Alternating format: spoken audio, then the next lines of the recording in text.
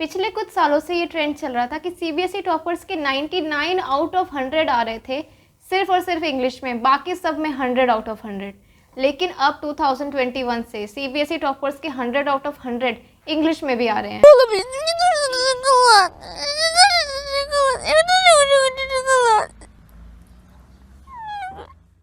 लेकिन पहले ऐसे क्या मिस्टेक हो जाती थी जिसकी वजह से एक नंबर टॉपर्स का भी कट जाता था। तो गूगल पे पड़े बहुत सारे टॉपर्स की आंसर शीट को एनालाइज करने के बाद मैंने ये वीडियो बनाया है ऑल इन वन। उनका एक नंबर कहाँ कट जाता था मैंने ये तक फाइंड आउट कर लिया है। टॉपर्स की आंसर शीट का पूरा ऑपरेशन करने वाले इस वीडियो में, ताकि तुम लोग भी 99 पे ना अटक के रह जाओ। राइटिंग और ग्रामर से रिलेटेड सब कुछ मैं तुम्हें दिखाने वाली हूँ और बताने भी वाली हूँ directly from toppers answer sheet. अगर तुमने ये वीडियो एंड तक देख ली तो 30% मार्क्स तो तुम ऑलरेडी इंक्रीज कर चुके हो। तो सबसे पहले मैं बताती हूँ कि मेरे इंग्लिश में कितने आए थे। 10th बोर्ड्स में I scored 95 out of 100 in English, और 12th क्लास में क्योंकि I was in Covid batch तो मेरा एग्जाम नहीं हुआ था। तो मेरा नाम सृष्टि सिन्हा है और आज मैं तुम्हें एक कंप्लीट गाइड देने वाली हूँ इंग्लिश एग्जाम के बारे में। वैसे तो इंग्लिश सबको इजी लगती है, लेकिन फिर भी उसमें मार्क्स कट ही जाते हैं कहीं ना कहीं। तो ये गलती तुमसे ना हो इसलिए मैं यहाँ बैठी हूँ। देखो, टॉपर जैसा मार्क्स लाने के लिए उनकी जैसी स्ट्रैटेजीज और टेक्निक्स तो यूज करने ही पड़ेंगे, जो आज मैं तुम्हें इस वीडियो में बताऊंगी। तो इससे पहले खुद टॉपर से सुनते हैं कि वो कैसे तैयारी करते हैं और कैसे अपना एग्जाम अटेम्प्ट करते हैं। Hard work I feel is the Mantra and consistent efforts end of course determination. Consistent और हार्ड वर्किंग रही हूँ और मेरे टीचर्स का सपोर्ट हमेशा रहा, मेरे पेरेंट्स का भी, उन्हें कभी प्रेशराइज नहीं करा। तो बस की पढ़ाई तो करनी होती है ऑब्वियसली, बट इट्स पूरे साल की मेहनत है। It's not the last stretch, you just have to work hard throughout the year. कुल कितने नंबर का? 600 नंबर का। 600 नंबर का, यानी कि 6 तुम्हें पूरा एग्जाम अपनी आंसर शीट पे लिखना है। तो सबसे बड़ा हथियार तुम्हारे पास अपनी आंसर शीट ही है। तुम जिस तरह से उसे प्रेजेंट करोगे तुम्हारे मार्क्स उसी हिसाब से आएंगे। तो आंसर शीट को कैसे अटेम्प्ट करना है उससे हर एक रिलेटेड छोटी छोटी चीज़ें जो तुम्हें यूट्यूब पे शायद कोई नहीं बताएगा, वो मैंने इस वीडियो में बताया, जो आई बटन पे आ रहा होगा, देख सकते हो तुम इस वीडियो के बाद। हाँ, वीडियो की क्वालिटी थोड़ी लो है और उतनी अच्छी एडिटिंग नहीं है, लेकिन उसमें कंटेंट बहुत अच्छा है। तो वीडियो में मैं क्या क्या बताने वाली हूँ वो मैं तुम्हें शॉर्ट में बताती हूँ। सबसे पहले मैं तुम्हें राइटिंग सेक्शन एक्सप्लेन करूंगी, उसमें एक एक चीज़ तुम्हें किस बात का ध्यान रखना है, क्या करना है, directly from toppers answer sheet दिखा के। उसके बाद लिटरेचर, उसके बाद लैंग्वेज, उसके बाद मैं तुम्हें बताऊंगी कि वो एक नंबर कहाँ चला जाता था टॉपर्स का जो अब नहीं जाता, और लास्ट में मैं तुम्हें कुछ रिसोर्सेज बताऊंगी जो अगर तुमने इंग्लिश में यूज़ किए तो तुम्हारी बहुत हेल्प होगी। तो अब आगे बढ़ते हैं। रुको जरा, सब्र करो। सबसे पहले अनसीन पैसेज की बात करते हैं। कुछ सालों से ये ट्रेंड चल रहा है कि हमेशा 2 अनसीन पैसेज आते हैं एग्जाम में, जो तुम्हारा क्वेश्चन नंबर 1 और क्वेश्चन नंबर 2 होता है। जहाँ तक कि मैंने इंग्लिश के पेपर को एनालाइज किया है कुछ सालों के, सेकंड वाला अनसीन पैसेज हमेशा सोशल टॉपिक्स और करंट टॉपिक्स से रिलेटेड ही आता है। For example Covid, female foeticide, pollution, drinking water, packaged food, ये सब चीज़ें एग्जाम्स में आ चुकी है। तो इसीलिए करंट टॉपिक्स से थोड़ा अपडेट रहा करो। तो अगर तुम्हें अनसीन पैसेज की बहुत अच्छी प्रैक्टिस करनी है तो तुम सीबीएसई की साइट पे प्रीवियस ईयर पेपर्स पहले करो, उसके बाद सैम्पल पेपर्स करना, क्योंकि सैम्पल पेपर वाले क्वेश्चंस डायरेक्टली कभी नहीं आते एग्जाम में और ना आगे आएंगे। अब लेटर राइटिंग पे आते हैं। एग्जाम में ज्यादातर फॉर्मल लेटर्स ही पूछा जाता है। जब मैंने 10th का एग्जाम दिया था तो मेरे एग्जाम में भी फॉर्मल लेटर ही आया था, और फॉर्मल लेटर ही आता है। बहुत रेयरली होता है कि इनफॉर्मल लेटर आता हो। तो लेटर राइटिंग में सबसे पहले जो इंपॉर्टेंट है वो है फॉर्मेट याद रखना, क्योंकि फॉर्मेट के तुम्हें एज इट इज मार्क्स मिलते हैं। लेटर की बॉडी बाद में देखते हैं, पहले फॉर्मेट चेक करते हैं कि जो फॉर्मेट होना चाहिए वो है कि नहीं। जब तुम लेटर की बॉडी लिखोगे तो उसमें एटलीस्ट 2 पैराग्राफ लिखना, और एक पैराग्राफ भी अच्छा खासा बड़ा लिखना, 7 to 8 लाइन्स का, ताकि थोड़ा बल्कि लगे तुम्हारा आंसर। और स्पेलिंग मिस्टेक तो एकदम ही अवॉइड कर लेना एग्जाम में। जहाँ तुम्हारी स्पेलिंग मिस्टेक लग गई वहाँ तुरंत हाफ मार्क्स कट जाएंगे तुम्हारे। देखो, अब जो बाकी के राइटिंग सेक्शंस में जैसे notice, advertisement, invitation, biodata, reports, ये सब में तुम्हें अपनी क्रिएटिविटी दिखानी है, खुद से लिखना है। ये सब तुम लर्न करके नहीं जा सकते। इसमें तुम्हें जो चीज़ ध्यान रखनी है उसका नाम है फॉर्मेट, क्योंकि ये इसीलिए आते ही हैं ताकि उन्हें पता लगे कि क्या तुम्हें इसका फॉर्मेट आता है। तो देखो, मैंने जहाँ तक एक्सपीरियंस किया है वो वर्ड लिमिट पहले से ही देते हैं कि तुम्हें 250 वर्ड्स तक लिखना है, लेकिन मेरी बात मानो और थोड़ा सा वर्ड लिमिट से ज़्यादा लिखा करो। ये भी नहीं कि तुम बिल्कुल उसको डबल कर दो, लेकिन हाँ, थोड़ा सा तुम वर्ड लिमिट से ज़्यादा लिखो, क्योंकि मैं तुम्हें इसका रीज़न आगे बताऊंगी। पैराग्राफ राइटिंग भी एग्जाम में आता है, उसमें तुम्हें कीवर्ड्स पहले से ही गिवन होते हैं, तो यहाँ पे बहुत ज़्यादा चांसेस होते हैं मार्क्स कटने के। और उसका रीज़न ये है कि जो तुम कीवर्ड्स यूज़ करते हो उसे हाईलाइट नहीं करते।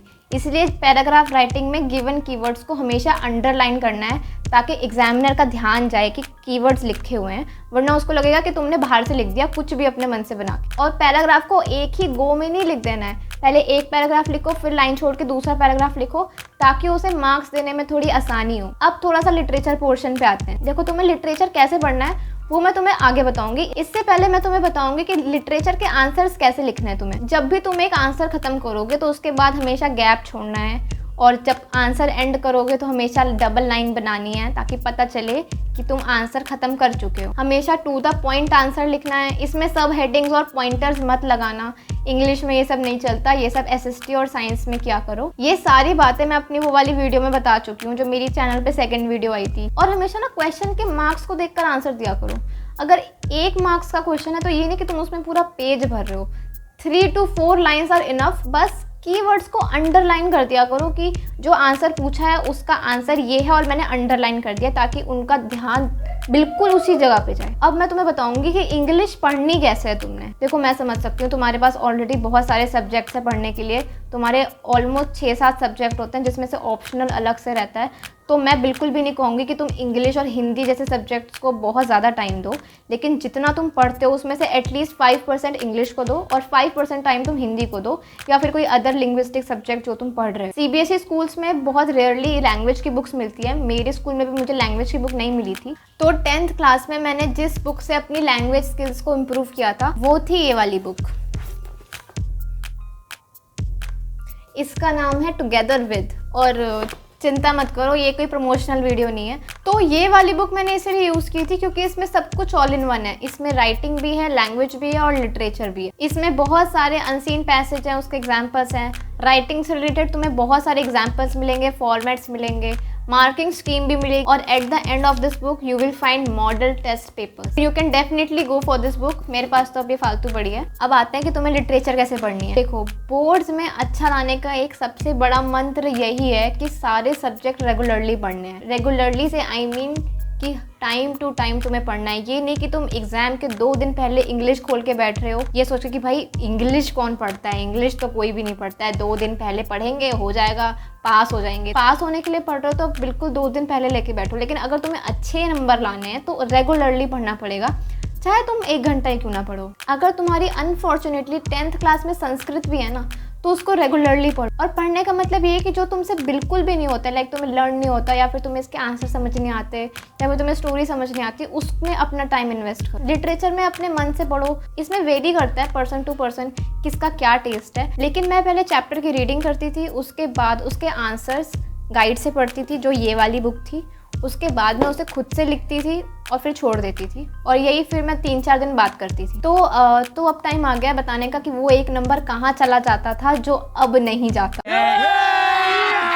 अभी मजा आएगा ना भिड़ो। तो जैसा कि मैंने तुम्हें बताया था, मैं ऑलमोस्ट 10-15 आंसर शीट देख चुकी हूँ टॉपर्स के, इंग्लिश के ही देखे हैं मैंने सिर्फ। और सच मानो ना मुझे उनकी पेपर में कोई गंदगी दिखी, ना कोई कट मार्क का निशान दिखा और ना कोई सर्कल दिखा, फिर भी उनके 1 मार्क्स गए कहाँ, तो मैं बताती हूँ। मैंने सिर्फ 2 टॉपर्स की आंसर शीट में देखा था स्पेलिंग मिस्टेक जिसमें उन्होंने बहुत बड़ा सा मार्क लगा रखा था, और क्योंकि मार्किंग स्कीम हाइड कर रखी थी तो ऑफ कोर्स उनके नंबर वहीं कटे होंगे। पता है बहुत बार क्या होता है, जो बच्चे छोटा छोटा लिखते हैं ना तो उनकी स्पेस ना कम ऑक्यूपाई होती है पेपर में, लेकिन जितनी वर्ड लिमिट दी रहती है फॉर एग्जांपल 250 वर्ड्स, तो एग्जामिनर को वो देख के नहीं लगता कि ये 250 वर्ड्स होंगे, तो वो अपने मन से हाफ नंबर काट देते हैं क्योंकि तुम बिल्कुल छोटा छोटा लिखते हो, बिल्कुल कम कम जगह देके।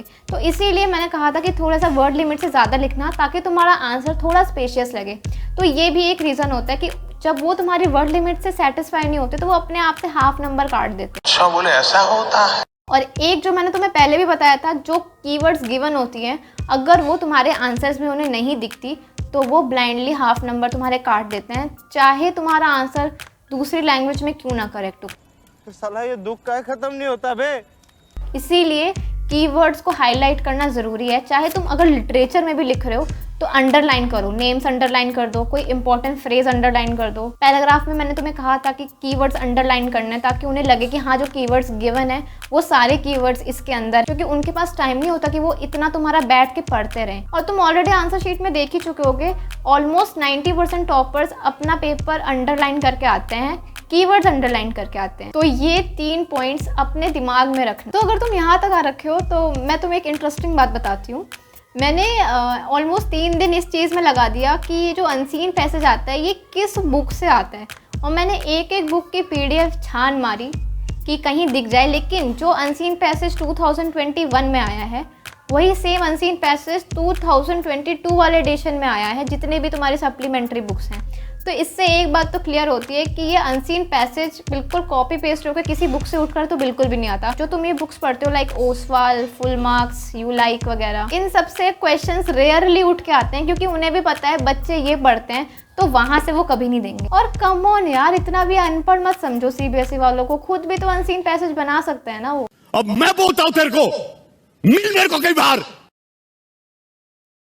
इंग्लिश में तुम्हें ज़्यादा टाइम अपना इन्वेस्ट करने की कोई ज़रूरत नहीं है, लेकिन ये लिंग्विस्टिक सब्जेक्ट्स तुम्हारे स्कोर को बूस्ट करता है, इसलिए अगर तुम इन्हें इग्नोर कर दोगे तो तुम्हारा पूरा का पूरा ओवरऑल रिजल्ट ड्रैग डाउन हो जाएगा, क्योंकि ये मार्क्स तुम्हें फ्री में मिल रहे हैं और तुम्हें ज़्यादा मेहनत करने की ज़रूरत नहीं है इसमें।